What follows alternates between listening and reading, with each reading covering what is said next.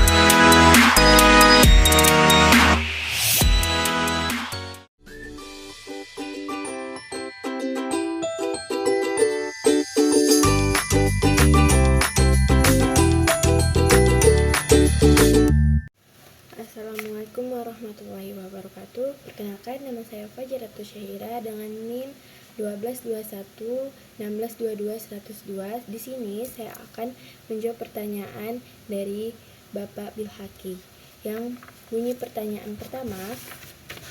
Jelaskan sejarah Islam pada masa Kesultanan di Asia Tenggara, antara lain Islam di Jawa, Kesultanan Demak, Kesultanan Pajang, Kesultanan Mataram, Kesultanan Cirebon, Kesultanan Banten dalam 4 aspek, yaitu aspek pendidikan, kebudayaan, ekonomi, dan kebijakan politik. Dan sini saya akan langsung menjawabnya.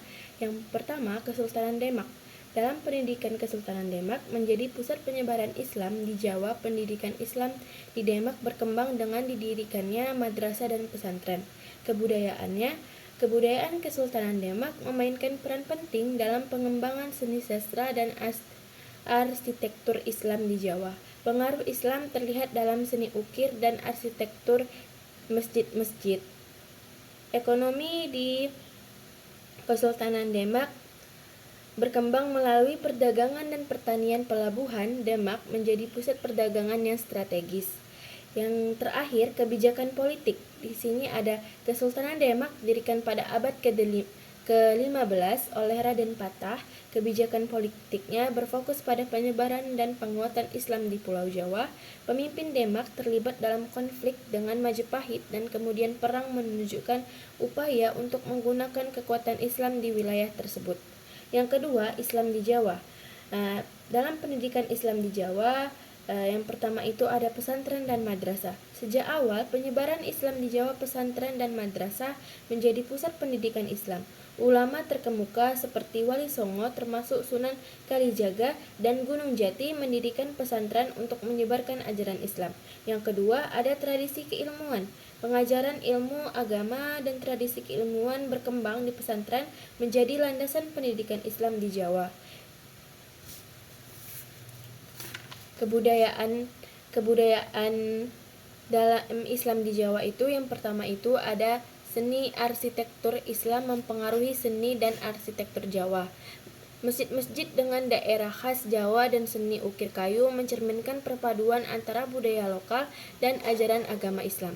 Kedua, wayang kulit. Wayang kulit digunakan sebagai media dakwah dengan tokoh-tokoh seperti Semar yang dihubungkan dengan nilai-nilai Islam. Yang ekonomi dalam Islam di Jawa, yang pertama itu ada pertanian dan perdagangan. Di sini ekonomi Jawa bergantung pada pertanian, terutama pada pertanian padi dan tanaman rempah-rempah.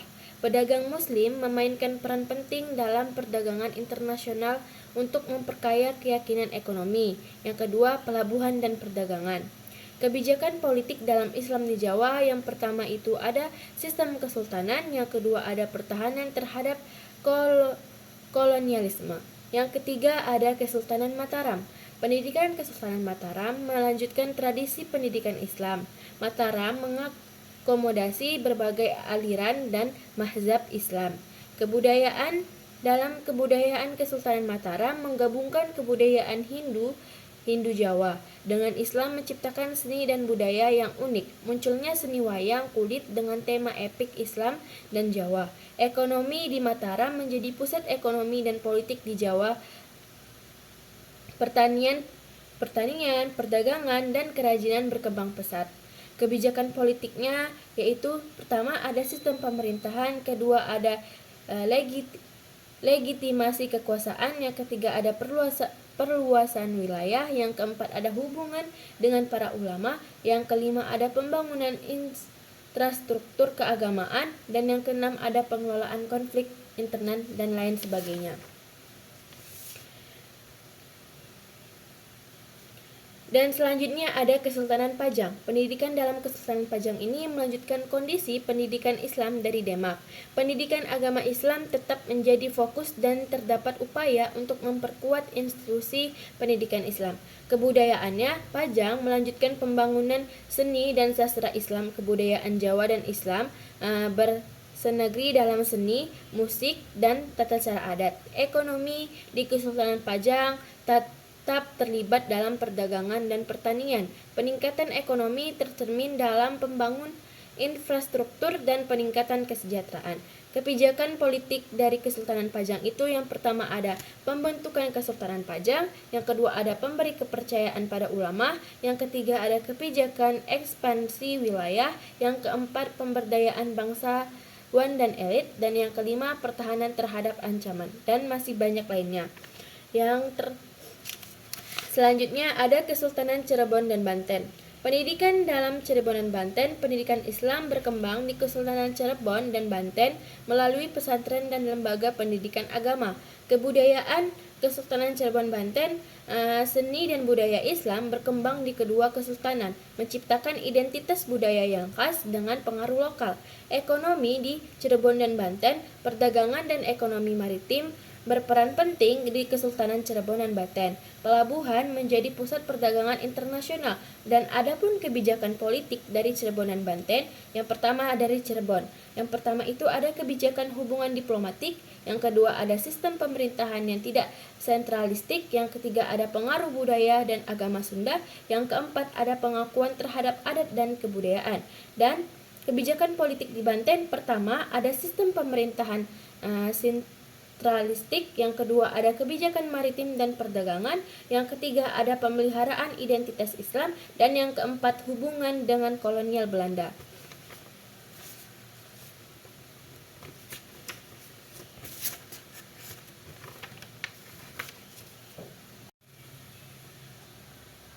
Selanjutnya, pertanyaan kedua, jelaskan sejarah Islam pada masa kesultanan di Asia Tenggara, di antaranya Kesultanan Johor Riau dan Riau Lingga, sejarah Kesultanan Johor Riau, sejarah Kesultanan Riau, periode pemerintahan dan wilayah kekuasaan, struktur dan pusat pemerintahan, kehidupan sosial budaya, pengaruh Islam dalam masyarakat tradisional Melayu. Di sini saya akan langsung menjawab. Yang pertama yaitu sejarah Kesultanan Johor Riau. Kesultanan Johor Riau merupakan gabungan dari Kesultanan Johor dan Kesultanan Riau. Awalnya Kesultanan Johor didirikan pada abad ke-16 oleh oleh rakyat Syah, dan kemudian digabung dengan Kesultanan Riau di Pulau Penyengat, menciptakan entitas Kesultanan Johor Riau menjadi pusat perdagangan dan pelabuhan yang strategis di Selat Malaka, menjadikannya sebagai kekuatan ekonomi dan politik di wilayah tersebut. Yang kedua ada sejarah Kesultanan Riau. Kesultanan Riau berakar dari Kesultanan Johor sebelum dipindahkan ke Pulau Penyengat. Didirikan oleh Raja Ali Hayy pada abad ke-18. Pulau Penyengat menjadi pusat pemerintahan dan intelektual dengan pengaruh Islam yang kuat. Raja Ali Hayy juga dikenal sebagai seorang pengaruh Islam yang kuat. Raja dikenal sebagai seorang intelektual dan penulis terkenal di wilayah Melayu. Yang ketiga ada periode pemerintahan dan wilayah kekuasaan. Kesultanan Johor Riau mengalami periode pemerintahan yang dinamis dan kadang-kadang dipengaruhi oleh konflik internal dan eksternal. Wilayah kekuasaannya meliputi Selat Malaka, Pulau Sumatera, dan sebagian wilayah semenanjung Malaysia. Yang keempat, ada struktur dan pusat pemerintahan. Sejarah dari struktur dan pusat pemerintahan ini adalah struktur pemerintahan kesultanan mencakup sultan sebagai kepala negara dan kepala pemerintahan yang membantu dalam administrasi. Pusat pemerintahan Kesultanan Johor Riau beralih antara beberapa tempat termasuk Johor Lama, Kota Tinggi, dan Pulau Penyengat. Yang kelima, ada sejarah kehidupan sosial budaya. Kehidupan sosial di Kesultanan Johor Riau dipengaruhi oleh nilai-nilai Islam dan tradisi Melayu. Adat istiadat dan norma-norma sosial menggambarkan keberagaman budaya masyarakat Melayu. Pulau Penyengat menjadi pusat intelektual dengan perkembangan sastra dan ilmu pengetahuan alam. Yang keenam, ada sejarah pengaruh Islam dalam masyarakat tradisional Melayu. Islam memainkan peran sentral dalam pembentukan identitas masyarakat tradisional Melayu. Ajaran Islam terintegrasi dalam kehidupan sehari-hari, termasuk dalam adat istiadat, hukum, dan seni budaya. Kesultanan Johor Riau menjadi pusat penyebaran Islam dan pembentukan literatur keagamaan di wilayah Melayu. Selanjutnya, pertanyaan ketiga, jelaskan bagaimana dinamika Islam di Malaysia yang berkaitan dengan masuknya Islam ke Semenanjung Malaya, dinamika Islam di negara Malaysia kontemporer, Islam sebagai identitas Melayu, posisi Islam dalam konstitusi atau undang-undang negara Malaysia, kebijakan pemerintah pasca kerusuhan etnis 1969. Jawabannya, pertama, masuknya Islam ke Semenanjung Malaysia.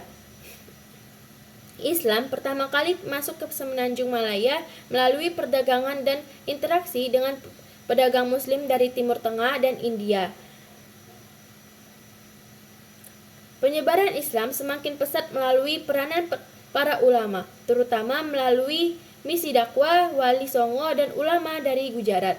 2. Dinamika Islam di negara Malaysia kontemporer. Malaysia memiliki mayoritas Muslim dan Islam diakui sebagai agama resmi negara. Dinamika kontemporer melibatkan pergeseran antara tradisi Islam yang moderat dan inklusif dengan upaya mempromosikan nilai-nilai Islam yang seimbang dengan kemajuan dan modernisasi. Yang ketiga, Islam sebagai identitas Melayu. Identitas Melayu seringkali terkait erat dengan Islam. Islam di Malaysia tidak hanya sebagai agama, tetapi juga sebagai aspek sentral dalam membentuk budaya, adat istiadat, dan identitas Melayu. Keempat, posisi Islam dalam konstitusi atau undang-undang negara Malaysia. Islam diakui sebagai agama resmi Malaysia berdasarkan Konstitusi Pasal 3 Ayat 1.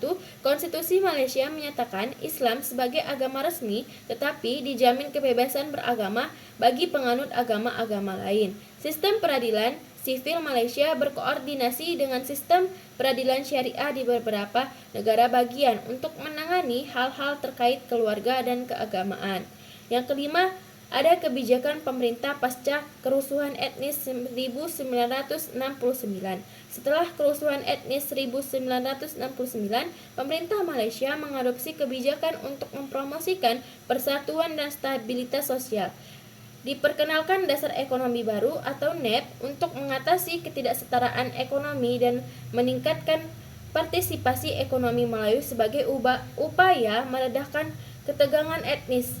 Penguatan identitas Islam dan Melayu sebagai elemen penyatuan dan penyeimbang ketegangan etnis. Soal nomor 4, jelaskan bagaimana dinamika Islam di Malaysia yang berkaitan dengan kebangkitan Islam di Malaysia, persaingan antara Partai UMNO dan PAS dalam isu Islamisasi, dalam mendapat dukungan dari negara dan pemerintah, geliat dakwah dan syiar Islam, penyediaan infrastruktur pendidikan dan pengajaran, ekonomi, hukum, kebijakan luar negeri. Jawabannya, pertama, kebangkitan Islam di Malaysia. Kebangkitan Islam di Malaysia tercermin dalam meningkatnya kesadaran dan keterlibatan masyarakat dalam praktik keagamaan, termasuk peningkatan partisipasi dalam kegiatan keagamaan, peningkatan jumlah pesantren dan madrasah, dan meningkatnya minat terhadap studi agama.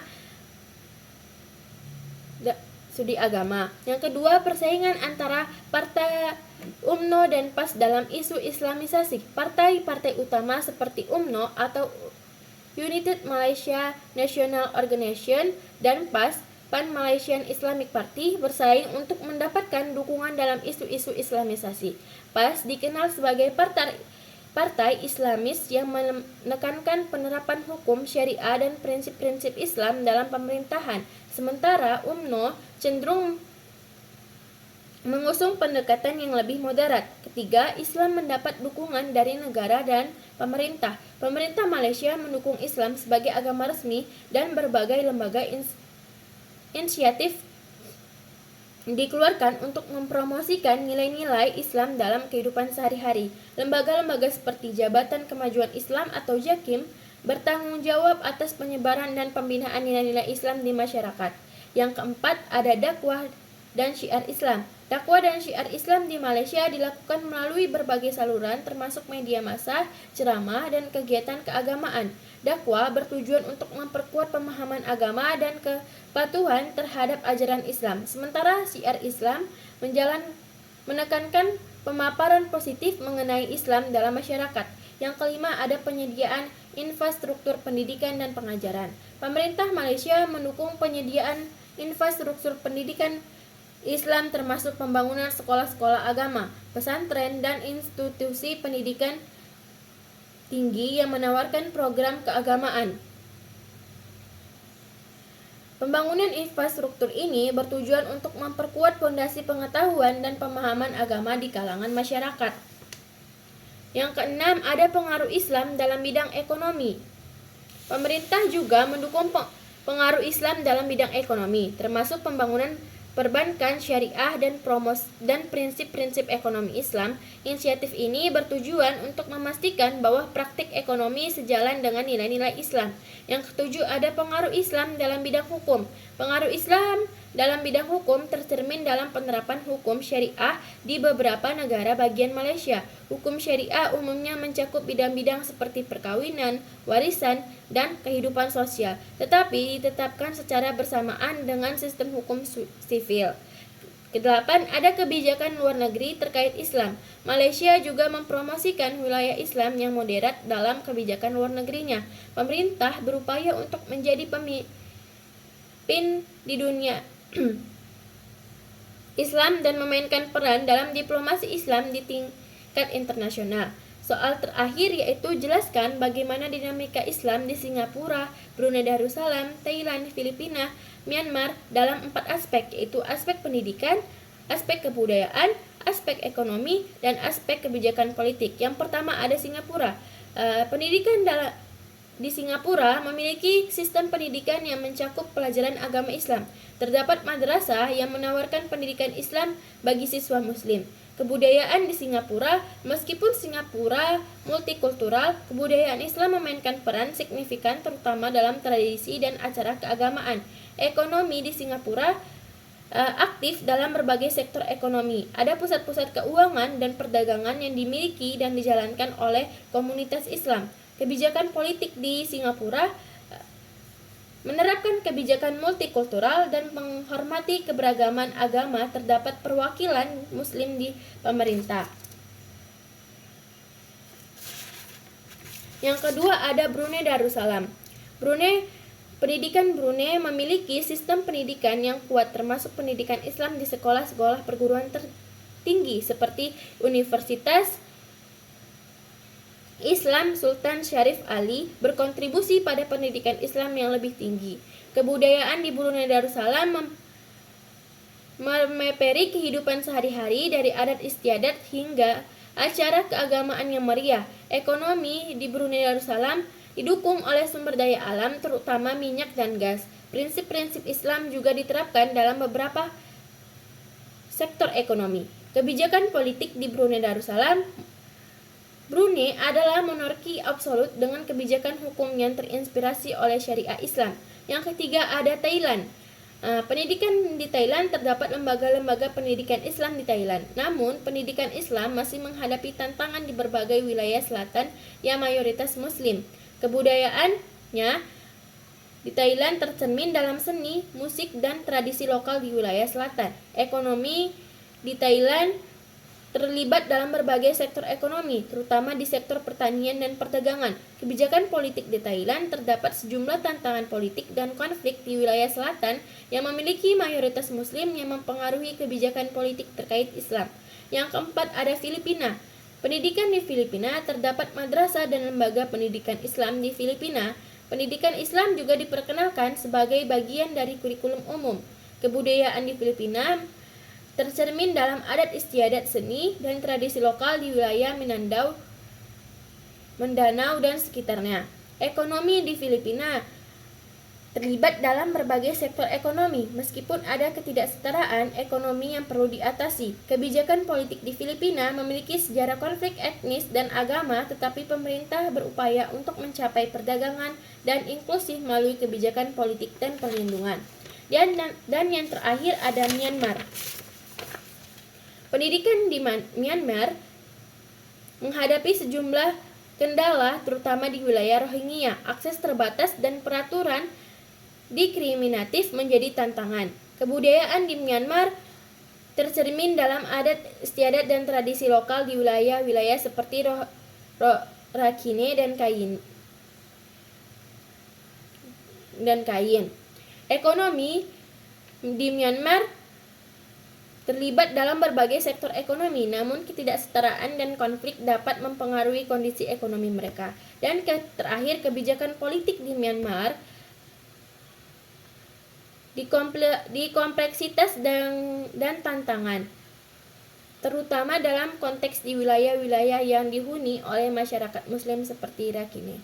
Mungkin itu saja yang dapat saya sampaikan. Lebih dan kurangnya saya mohon maaf. Saya akhiri dengan Assalamualaikum warahmatullahi wabarakatuh.